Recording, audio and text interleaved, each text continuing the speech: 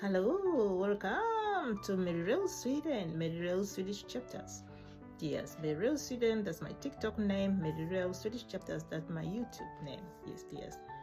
Please like, share, and consider subscribing. Then you will push me ahead. Yes, thank you for that. So, what are we going to talk about today?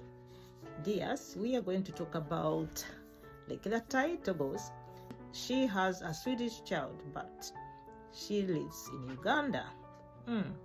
What happens? What happens next? Let's see what we can do or what's expected. How can we help her? Yes. So, dears, as for a few days ago, I received, a message from one of our sisters here, lady living in Uganda with a 2-year-old, actually a Swedish 2-year-old.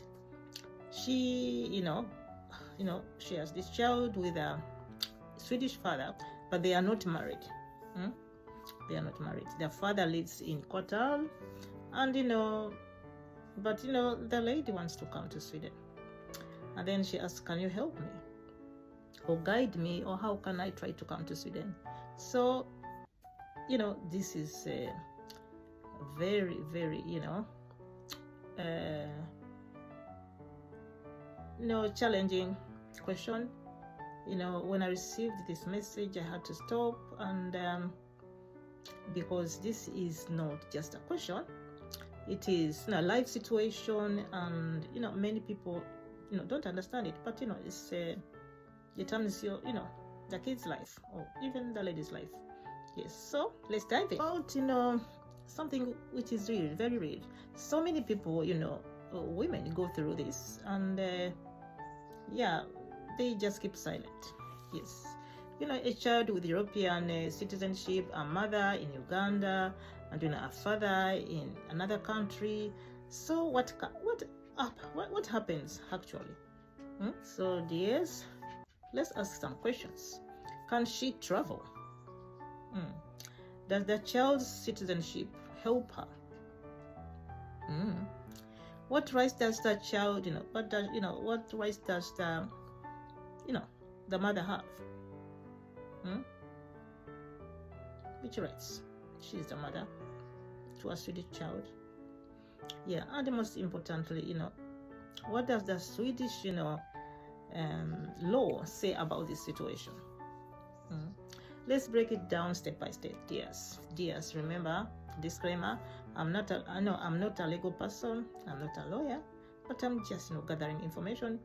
I'm trying to break it down for you. So let's go ahead. Let's start with the real reality check. Yes, dears. So first thing first, having a Swedish child does not automatically mean that the mother can move to Sweden. No, dears. This is where many people get confused. Yes, the child has rights, yes, but the mother must still apply for residence permit. Yes, and here the key question, remember this, is the father involved? That's super important, because in Sweden, dears, the system looks at the custody, the child's best interest, and the relationship between the child, and both parents. Yes, so those things matter. They are very, very important. So friends, now in this case, the father is in Qatar. So what does that mean? If the father is Swedish and acknowledges the child, and there is shared custody or agreements somehow, the child's connection to Sweden becomes very important. But if the father is not involved, or there is no legal custody established, then things become more complicated, dears. Yes, this is where many mothers feel they get stuck. Let's see which path we can possible path. So what can she actually do? There are few possible paths. Apply for a residence permit based on the child. Sure, the child needs the child needs a mother for care, which is often true for a 2-year-old. prove the relationship with the father and the child. Remember, dears, everything must be documented. Yes, no hearsay, no, dears. There is not just, no, this is not about emotion. No, this is about legal proof. No, yes, don't just cry. Don't start crying. No. Just document. So let's talk about the emotional side. Yes, and this is the part many people don't talk about. You see, imagine raising a child alone in one country while the father is in another country, and the child belongs to a third country. That's not just like paperwork. It's stress, uncertainty and fear of rejection. I understand this because many immigrants have faced similar struggles. So if you are in this situation, you are not alone, dear, but you must do it the right way, dears. Get the right information, prepare your documents, and don't rely on assumptions. No, dears. And if you want to get more information, you can use the chat GPT.